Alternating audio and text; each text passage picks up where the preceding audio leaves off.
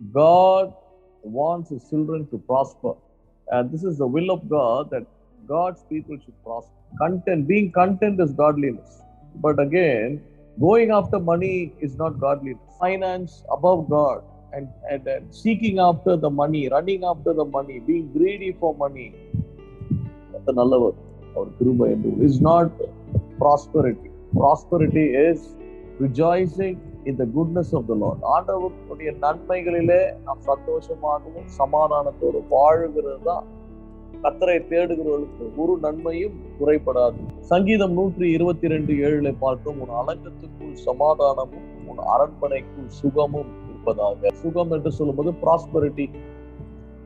Prosperity என்று சொன்னால் it's holistic. ஆவி, ஆத்மா, சரீரம். It is your spiritual life, your soulish life, your physical life, your social life. இங்க என்னதுன்னா, பின்பு அவர் சொன்னதாவது, இது உவமையாய் சொல்லுகிறார். ஒரு மனுஷனுக்கு 2 குமாரர்கள் இருந்தார்கள். அவர்கள் இளையவன் தகப்பனை நோக்கி, தகப்பனே, ஆஸ்தியில் எனக்கு ஒரு பங்கை எனக்கு தர வேண்டும் என்றான். அதன்படி அவன் அவர்களுக்கு தன் ஆஸ்தியை பங்கிட்டு கொடுத்தான். அப்ப யாரு கேட்டாங்களோ அவர்களுக்கு கர்த்தர் நல்லவர். ஆனா இந்த பியூட்டி என்னன்னா, ஆஸ்தியில் எனக்கு ஒரு பங்கு வேண்டும் என்று தர வேண்டும் என்றான். அதன்படியே அவன்னா தகப்பன் அவர்களுக்கு, அப்படின்னா 2 பிள்ளைகளுக்கும் பங்கு கொடுத்துறாரு. ஒரு பிள்ளைக்கு பங்கு கொடுக்கல. ஆங்கிலத்தில் என்ன போட்டு, and the younger of them said unto his father, Father, give me the portion of the goods that falleth me. He divided unto them. Yes, unto them னா அந்த 2 பிள்ளைகளுக்கும் ஆஸ்தியை பங்கு போட்டு கொடுக்கிறார். இந்த மாதிரி நம்ம இயேசு ஆண்டவரை ஏற்றுக்கொள்ளும் பொழுது நம்ம எல்லோருக்கும் சரிசமமாக ஆண்டவர் தன்னுடைய மகிமையின் ஐஸ்வர்யத்தையும் தன்னுடைய கிருபையும் நம்முடைய அந்த ரட்சிப்புக்குரிய எல்லா விதமான ஆவிக்குரிய ஆசீர்வாதங்கள், நம்முடைய குடும்ப உறவுகள் சிறப்படுகிற ஆசீர்வாதங்கள், எல்லாவற்றிற்கும் மேலாக நம்ம இந்த உலகத்துல வாழ வேண்டிய பொருளாதார ஆசீர்வாதங்களை ஆண்டவர் நமக்கு தருகிறார். 13ல சில நாளைக்கு பின்பு, இப்ப காசு கையில வந்துச்சு, இளைய மகனுக்கும் வந்துச்சு, மூத்த மகனுக்கும் வந்துச்சு. ஆனா இளைய மகனுக்கு அங்க இருந்து அந்த சொத்தை அவன் ஆண்டவர் கொடுத்த அந்த பணத்தை, அந்த தகப்பன் கொடுத்த அந்த ஆஸ்தியை, assets, not even assets, they were cash, அவன் கர்த்தருடைய கட்டுப்பாட்டுக்குள் இருந்து செலவழிக்க அவனுக்கு மனதில்லாமல், இன்னைக்கு நம்மளுடைய வாழ்க்கையில ஆண்டவர் நமக்கு கொடுக்கிற ஆஸ்தி தேவன் தான் நமக்கு இந்த பணத்தை கொடுக்குறாரு. நம்ம கஷ்டப்பட்டு உழைக்கும் போது அந்த உழைப்பை கொடுப்பது, அந்த வேலையை கொடுக்கிறது தேவன். அந்த உழைக்க வேண்டிய பலத்தை கொடுப்பது தேவன். அந்த சம்பளத்தை முதலாளி கையிலேருந்து அவன் வாங்கி, நிறைய பேர் நீ கஷ்டப்பட்டு உழைக்கிறாங்கன்னா சம்பளம் கிடைக்கிறது இல்லை, அதை கொடுப்பது தேவன் தான். ஆனா ஆண்டவர் கொடுக்கிற இந்த ஆஸ்தியை, ஆண்டவர் கொடுக்கிற இந்த பணத்தை நாம் என்ன செய்கிறோம் என்றது ஒரு பெரிய கேள்விக்குறி. அநேகர் என்ன பண்றாங்க, பிதாவினுடைய வீட்டிலே கொடுக்கப்பட்ட பிதாவினுடைய ஆஸ்தி, பிதாவிடத்துல வருகிற ஆசீர்வாதங்கள், not many days after, which means சில நாளைக்கு பின்பு. சில வேளையில கர்த்தர் கொடுத்த ஆசீர்வாதம் நமக்கு ஆண்டவர் ஆசீர்வாதத்தை கொடுக்கும்போது அந்த ஆசீர்வாதத்தை ஆண்டவருடைய பிரசன்னத்துல, ஆண்டவருடைய ஆலோசனையில, ஆண்டவருடைய சில கட்டுப்பாடுகள்ல நீ அந்த பணத்தை சரியான விதத்துல செலவு செய்யலனா, இவருக்கு எல்லாம் கட்டுப்பாடு பிடிக்கல, ஆண்டோடைய ஆலோசனையை கேட்கிறது பிடிப்பதில்லை, என்னுடைய ஆஸ்தி எனக்கு வந்துச்சு, என்னுடைய சம்பளம், ஏன் பணம், நான் எப்படி வேணாலும் செலவு பண்ணுவேன், நான் என்ன வேணாலும் செய்வேன் அப்படின்னு சொல்லிட்டு அவன் நினைக்க ஆரம்பிக்கிறான். ஆனா தகப்பன் வீட்டுல இருக்கும் போதோ அது சாத்தியம் அல்ல. ஏன்னா தகப்பன் கேட்பாரு, எப்பாடா அவனுக்கு கொடுத்த ஆஸ்தி எங்க, நீ என்ன பண்ணினு. அப்ப என்ன பண்றாரு இவரு, தகப்பன் வீட்டுல இருந்தா தானே பிரச்சனை, அதனால தகப்பன் வீட்டை விட்டு வெளியே போயிடலாம், தூர தேசத்துக்கு புறப்பட்டு போய், தூர தேசம். இது எதை குறிக்கிறதுனா கீழ்ப்படியாமை. இன்றைக்கு தேவ பிள்ளைகளுக்கு சிலவங்களுக்கு ஆண்டவர் நல்ல வேலையை கொடுத்திருக்கிறாரு, சிலவங்களுக்கு நல்ல தாளந்தை கொடுத்திருக்கிறார், சிலவங்களுக்கு நல்ல என்ன சொல்றது, சிலவங்களுக்கு தாய் தகப்பன் மூலியமாக நல்ல வீடுகளையும் நல்ல சுதந்திரங்களையும் ஆண்டவர் கொடுத்திருக்கிறாரு. ஆனா நான் ஆண்டவருடைய ஆலோசனையை கேட்காம பணத்தை விரயப்படுத்துவது, ஆண்டவருடைய ஆலோசனையை கேட்காம அந்த பணத்தை எடுத்துன்னு போயிட்டு தவறான இடத்துல இன்வெஸ்ட் பண்றது, அந்த ஆண்டவருடைய ஆலோசனை, எல்லாத்துக்கும் ஆண்டவருடைய ஆலோசனை கேட்கணுமா? தேவையே இல்லை. ஆண்டவர் எனக்கு தானே கொடுத்தாரு, இது என்னுடைய பங்கு தானே, நான் இஷ்டத்துக்கு நான் செலவழிப்பேன். ஆனா தகப்பனுடைய வீடு என்று சொல்லும்போது கடவுளுடைய பிரசன்னம். கர்த்தர் நல்லவர். ஒரு வீடு என்று சொன்னால் அங்கு ஒரு அதிகாரம் இருக்கணும். ஒண்ணு தகப்பனுடைய அதிகாரம் இருக்கும், அதுக்கப்புறம் தகப்பனுடைய இல்ல கணவனுடைய அதிகாரம் அங்க இருக்கும், அல்லது தாயோடைய அதிகாரம் இருக்கும். அப்போ அந்த வீட்டுல இருக்கிற பிள்ளைகள் தகப்பனுடைய அதிகாரத்துக்கு கீழ்ப்படிந்து இருக்கணும். அந்த வீட்டுல இருக்கிற மனைவி பிள்ளைகள் புருஷனுடைய நல்ல புருஷனா இருந்து கர்த்தருக்கு பயந்தவரா இருந்தால் அவருடைய அதிகாரத்துக்கு அவர்கள் கீழ்ப்பட்டு இருக்கணும். இப்போ புருஷன்மார் சொல்லுவாரு, இந்த பணம் இப்படி எடுத்து வந்திருக்கேன், இதை இப்படி செய்யணும், இதை இப்படி பண்ணணும், இதை சேர்த்து வைக்கணும், இதை இப்படி செலவு பண்ணக்கூடாது என்று கர்த்தர் நல்லவரா அவர் கொடுக்கிற அந்த அதிகாரத்துல பிள்ளைங்களும் மனைவியும் கீழ்ப்படிந்து அது அப்படியே அவர்கள் செய்யும் பொழுது வரும் காலத்திலே அவர்களுடைய வாழ்க்கையில அது அவர்களுக்கு ஆசீர்வாதமாய் முடிவதை நாம் பார்க்கிறோம். அதனால என்ன பண்ணானா தூர தேசத்துக்கு புறப்பட்டு இன்றைக்கு அநேக கிறிஸ்தவர்கள் பின்வாங்கி போகிற ஒரு முக்கியமான பொருள் அல்லது காரியம் என்னவென்றால் பொருளாதாரத்திலே ஆண்டவரை விட்டு தூரம் போய்விடுகிறார். அப்படின்னா அவங்க சம்பத்து, அவங்க சம்பாத்தியம், அவங்க சேலரி, அந்த money, the assets, whatever they have in their hand, they keep God away. They don't want God to come closer to their finances. They don't want God to interfere in their financial matters. They will tell God, உங்களுக்கு என்ன வேணும்? I will give you 10% of my tithe. நான் தசமபாகம் கொடுத்துறேன். 10% I'll give you. 90% is in my control. So please God, don't interfere. I will spend it the way I want. I will use it the way I want. I will spend it to, I will use it the way I desire, I covet. I spend it according to my covetousness and to my lustings. ஏன் சிலவங்க கேட்பாங்க, ஏன் ஆண்டவரே நான் இவ்வளவு கஷ்டப்படுறேன், எனக்கு பொருளாதாரத்துல எனக்கு ஆசீர்வாதம் இல்லை. முதல் காரியம் ஆண்டவர் என்ன சொல்றாருன்னா, நீ என்னை விட்டு இந்த பொருளாதாரம் என்ற இந்த காரியத்துல என்னை எவ்வளவு தூரம் என்னை விட்டு நீ விலகி போயிருக்கிறாய். How far have you gone away in the area of finance? The moment you receive money, அந்த காசு கொடுக்கறது ஆண்டவர் தான், உனக்கு அந்த கையில அந்த காசை வைப்பது ஆண்டவர் தான். ஆனா ஒன்ஸ் அந்த காசு வந்த உடனேயும் இந்த இளையகுமார் என்ன பண்ணானா வெகு தூரம், கர்த்தர் நல்லவர், தூர தேசத்துக்கு புறப்பட்டு போயிட்டான். Many of godly people, many of God's children have, when they receive a financial blessing from the Lord, they immediately what they do is they throw 10% at the feet of God, saying, this 90% belongs to me. I give you 10%. So I have all the freedom to do whatever I want with this 90%. அப்படி சொல்லும் பொழுது அவன் என்ன பண்றான்னா அந்த பொருளாதாரம், in the realm of finance, he is moving away, far away from God. சாத்தான் எப்படி ஒரு வியாபாரியா இருக்கிறான், அவன் எப்படி வியாபாரம் பண்ணி இந்த உலகத்தையே அவனுடைய கரத்துல வைத்திருக்கிறான் அப்படின்னு சொல்லிட்டு அவன் வியாபாரம் என்ன பண்ணனா மேனா பணத்தை கையில வச்சுக்கிட்டு ஆத்துமாக்களை கொள்ளையடிப்பதும் ஆத்துமாக்களை வேதனைப்படுத்துவதும், அது ஸ்பெஷலா இயேசுவை ஏற்றுக்கொண்டிருக்கிற ஆத்துமாக்களை அதிகமாய் அவனுடைய ஏரியாக்குள்ள மட்டும் அவன் விடமாட்டான். எசேக்கியேல் 28:16 நம்ம பார்க்கலாம் தமிழ்ல. வியாபாரத்தின் மிகுதியால் என்ன பண்ணனா உன் கொடுமை பெருகிற்று. என்ன வியாபாரம் இது பார்க்கலாம். என்ன வியாபாரம்? ஒரு கொடுமை. ஒரு மனுஷனுடைய வாழ்க்கையில சாத்தான் கொடுமையை அவன் அனுபவிக்கும்படி அவன் செய்கிற வியாபாரம் என்ன? ரொம்ப சிம்பிள். அவன் வியாபாரம் முதல் காரியம் என்ன பண்ணுவானா, உங்க பொருளாதாரத்தை ஆண்டவருடைய சமூகத்திலிருந்து, ஆண்டவருடைய ஆலோசனையிலிருந்து, ஆண்டவருடைய பிரசன்னத்திலிருந்து உங்களை வெகு தூரமாய் அவன் அழைத்து செல்வான். முதல் காரியம். வியாபாரம் என்றால் அந்த காலத்துல பண்டம் மாற்றம். இந்த என்ன வியாபாரம் அவன் பண்றானா, அவன் உங்களை அழைத்து அவன் சொல்றான், நான் சொல்ற பேச்சு நீ கேளு, உனக்கு நான் இதை தரேன். பண்டம் மாற்றம். You obey me, in turn you disobey God. If you obey me, I'll give you something. உனக்கு நான் எதனா தருவேன்.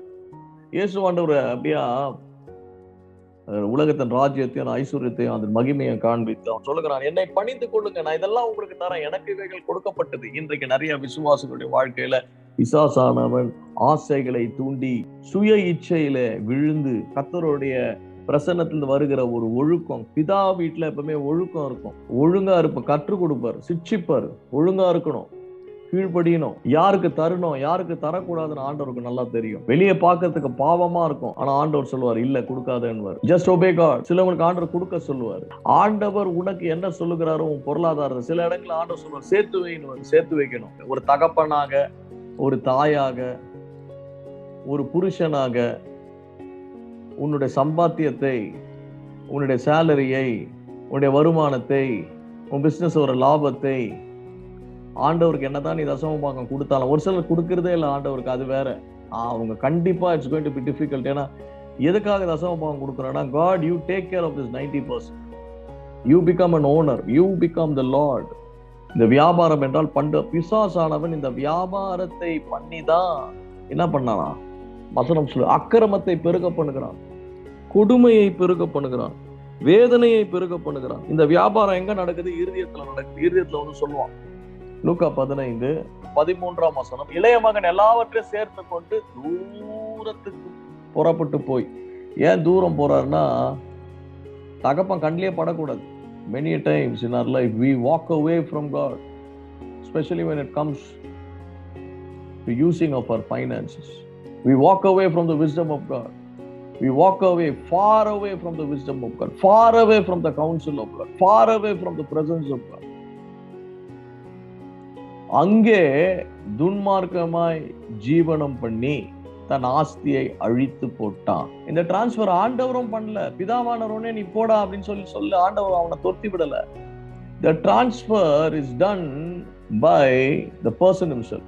இந்த பரிமாற்றத்தை, இங்க இருக்கிற அந்த ஆஸ்திய, பிதா வீட்டுல இருக்கிற அந்த ஆஸ்திய கொண்டு போய் அங்க சேர்க்கிற அந்த பரிமாற்றம் அல்லது ஒரு மாற்றத்தை உண்டாக்குனது யார் என்று சொல்லும் பொழுது, அது ஆண்டவர் அல்ல, பிசாசும் அல்ல. அது கீழ்ப்படியாத ஆண்டவர் தான் கொடுத்தாரு எனக்கு, ஆனா இப்போ என்னுடையது, எனக்கு இஷ்டமா நான் செய்வேன்னு சொல்லிட்டு, எனக்கு இஷ்டமானதை நான் செய்வேன் என்று சுயத்திலே அந்த மனிதன் ஆண்டவரை விட்டு விலகி போகும் பொழுது he automatically lands in a place of poverty. ஆனா இங்க என்ன பண்றான், ஆஸ்தியை கொண்டு போய் துன்மார்க்க ஜீவியம், அப்ப துன்மார்க்க ஆவி அவனை ஆட்கொள்ளுகிறது. ஆண்டவரை விட்டு ஒரு விசுவாசி ஒரு பர்டிகுலர் ஏரியால ஆண்டவரை விலகி வச்சானா, அசுத்தாவிகள் வந்து அவன் ஜீவனத்தை அவைகள் என்ன பண்ணும், they will take over. அவன் ஆஸ்தியை அது வந்து என்ன பண்ணிச்சான், பிடித்து கொண்டு என்ன பண்ணிச்சான், அந்த ஆஸ்தியை அழித்து போட்டான். அவனே அழிக்கும்படி இந்த துன்மார்க்க ஆவிகள் அவனுக்கு ஆலோசனை கொடுத்து அவனை நடத்தியது. நல்லா தெரிஞ்சுக்க, சாத்தான் கொல்லவும் திருடவும் கொல்லவும் அழிக்கவும் தவிர வேற ஒன்றுக்கு வரான். எப்பொழுதெல்லாம் ஆண்டவரை விட்டு தூரமா போறோமோ ஒரு பிரச்சனையில, அந்த பிரச்சனையை வந்து துன்மார்க்க ஆவிகளுக்கு கையில ஒப்பு கொடுக்குற மாதிரி ஆயிடும். The money that we earn, the money that we own, the money that we acquire, the money that is passed down to me, it needs a lot of spiritual protection. It depends on how you submit what is given in your hands. Are you giving it to God in return, for God to bless it and return it to you in many fold? 14 எல்லாவற்றையும் அவன் செலவழித்த பின்பு அவ்வளவுதான், எல்லாம் போயிடுச்சு. அந்த தேசத்திலே கொடிய பஞ்சம். அந்த தேசம் எதுமா, துன்மார்க்க தேசம், துன்மார்க்க ஜீவியம், துன்மார்க்க ஆவிகள் நிறைந்த இடம். அங்கதான் நீங்க போறீங்க. அப்பா வீட்டுல இருந்து விலகும் பொழுது அங்கதான் போவோம், அங்கதான் லேண்ட் ஆகும். கொடிய பஞ்சம் வரும்போது என்ன ஆகுது, அவனுக்கு குறை began to be in want. இப்போ குறை என்ன குறைனா, சாப்பாட்டுக்கு குறை. 15 அந்த தேசத்தின் குடிகள் ஒருவனிடத்தில் போய் ஒட்டி கொண்டான். அப்ப என்ன நடக்கும்னா, குறைப்படும் பொழுது நம்ம என்ன பண்ணுவோம், போய் வட்டிக்காரங்கிட்ட போய் ஒட்டிப்போம். எங்கெல்லாம் வந்து கொடுமை இருக்கிறோம் அங்கெல்லாம் போய் ஒட்டிப்போம். அந்த தேசம் என்றால் அது ஒரு மோசமான, ஒரு கேடு உள்ள, ஒரு வேதனை உள்ள, ஒரு வலி உள்ள ஒரு தேசம். பன்றி மேய்ப்பது இருக்கிறதே இழிவான ஒரு வேலை. யூதர்கள் வந்து பன்றிக்கிட்டே போகக்கூடாது. பன்றி என்பது ஒரு அசுத்தம் அவர்களுக்கு. இவன் யூதனா இருந்தான். இந்த ஃபைனான்சியல் டிசபீரியன்ஸ்னால இன்னைக்கு எத்தனை பேர் பன்றிகளை மேய்க்கிற அப்படின்னா என்ன அர்த்தம்னா, எவ்வளவு அவமானங்கள், எவ்வளவு துக்கங்கள், எவ்வளவு அவமானங்கள், எத்தனை பேர் நம்மளை அசிங்கப்படுத்துறாங்க, யாரும் நம்மளை மதிக்கிறது இல்லை, நம்ம குடும்பத்துல யாரும் மதிக்கிறது இல்லை, எவ்வளவு அவமானம். அப்பொழுது பன்றிகள் திண்டுகிற தவிட்டினால் தன் வயிற்றை நிரப்ப ஆசைப்பட்டிருந்தான். ஐயோ இந்த பண்ணி சாப்பிடுறது பசி, அவனுக்கு பசி, கொடுமை. He had a desire to fill his belly with the husks that the swine ate. ஆண்டவரை விட்டு விலகி இருக்கிறவர்கள் வாழ்கிற வாழ்க்கை இப்படித்தான் இருக்கும். If you don't allow God to master your finance, you will be mastered by the enemy into oppression. If you allow God to master your finance, you will be mastered by God into more prosperity and more abundance and more satisfaction. 17 தான் ஒரு turning point. இன்னைக்கு I think இது நம்ம turning பாயிண்டா இருக்கும் நான் விரும்புறேன். இதெல்லாம் நடந்துச்சு நம்ம வாழ்க்கையில. இப்ப என்ன பண்றது, அடுத்தது என்ன பண்ணணும் எனக்கு சொல்லுங்க ஆண்டவரே. அவன் சொல்றான், அவனுக்கு புத்தி தெளிந்த போது. இப்பெல்லாம் புத்தி தெளிவில்லை அவனுக்கு. அப்புறம் சொல்லுவாங்க, ஏன் தான் அப்படி பண்ணன்னு தெரியல என் சிந்தையை. ஏன்னா அந்த ஆவி உள்ள இருக்கிற வரைக்கும் புத்தி தெளிவில்லை. தரித்திரத்த ஆவி ஒரு மனுஷனுக்குள்ள இருக்கும் போது அவன் புத்தி தெளிவா இருக்காது. அவனுக்கு புத்தி தெளிந்த போது. நமக்கு எப்ப புத்தி தெளிய போகுது? அதுக்கு தேவ கிருபை தேவை. அவன் சொல்றான் நான் மனசுக்குள்ள, அவன் என் தகப்பனுடைய கூலிக்காரர்கள் எத்தனையோ பேருக்கு பூர்த்தியான சாப்பாடு இருக்கிறது. நான் பாவம் செய்தேன். அவன் சொல்றான், பரத்துக்கு விரோதமாகவும் உமக்கு முன்பாக. பரத்துக்கு விரோதம்னா ஏன் பரத்துக்கு விரோதம்னா ஆண்டவருக்கு முன்பாக. அதுதான் ஆண்டவர் சொல்றாரு, 2 எஜமானுக்கு நீ ஊழியம் பண்ண முடியாது. ஒண்ணு இந்த எஜமான் கிட்ட இரு, அந்த எஜமான் கிட்ட இருந்தா அவனை அடின்னு அடிப்பான். உன் முதுகலை அடி உன்னை அவமானப்படுத்துவான், உன்னை பன்றிகளை மேய்க்க விடுவான், உன்னை அசிங்கப்படுத்துவான், உனக்கு சாப்பாடு கூட உனக்கு கொடுக்காம. அந்த எஜமான் பேர் தான் பொருளாதாரம், பணம், அந்த பின்பாக கிரியை செய்கிற பொல்லாத ஆவி. ஆனா அதை தூக்கி போட்டு ஆண்டவரை நீங்க எனக்கு எஜமானா இருக்கு அப்படின்னு ஆண்டவர்கிட்ட நீ வந்துட்டீனியா, பணம் உனக்கு அடிமையாய் மாறிவிடும். உனக்கு எப்பெல்லாம் பணம் வேணுமோ அது உனக்கு தேடி வந்தே ஆகணும். ஏன்னா உன் மேல இருக்கிற எஜமான் பெரிய எஜமான். இந்த சத்தியத்தை நம்ம சரியா புரிஞ்சுக்கிட்டோம்னா, உண்மையாய் சொல்லுகிறேன், நம் வாழ்க்கை, நம் பிள்ளைகளுடைய வாழ்க்கை மிகவும் சமாதானமும் ஜெயம் பெற்ற வாழ்க்கையாக, சமாதான வாழ்க்கையாக. குமார் என்று சொல்வதற்கு நான் பாத்திரவான் அல்ல.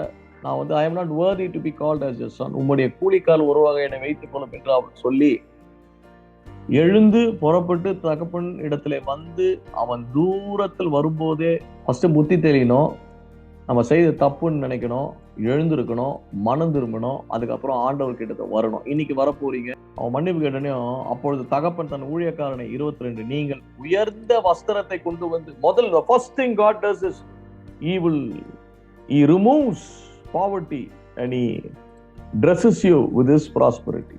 நீ நல்லா இருக்கணும் தான் ஆசைப்படுற, நீ நல்லா உடுத்தணும், நீ நல்லா இருக்கணும்னு அப்பா ஆசைப்படுற. நினைக்காதீங்க ஏசப்பா நீ நான் அசிங்கமா இருக்கணும், தரித்திரனா இருக்கணும்னு நினைக்கல. நீ நல்லா இருக்கணும்.